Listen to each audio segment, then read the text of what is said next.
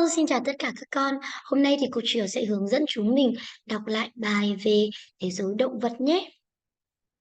Lion, lion, tiger, tiger, elephant, elephant, monkey, monkey. All right. 1. Vocabulary.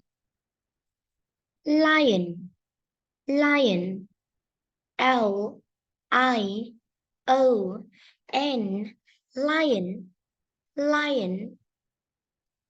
Tiger, tiger. T I G E R, tiger, tiger. Elephant, elephant.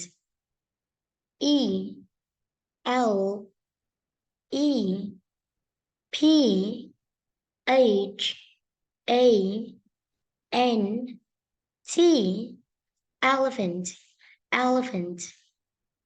Monkey, monkey. M O N K E Y, monkey, monkey. Structure. Với cấu trúc và mẫu câu ngày hôm nay chúng ta sẽ học được một mẫu câu, đó là để hỏi xem bạn nhìn thấy con vật nào. Chúng ta sẽ sử dụng một mẫu câu, đó là what animal, what animal. Do you see, do you see, do you see, what animal do you see? I see a tiger. I see a tiger. Is big, is big. What animal do you see? I see a tiger.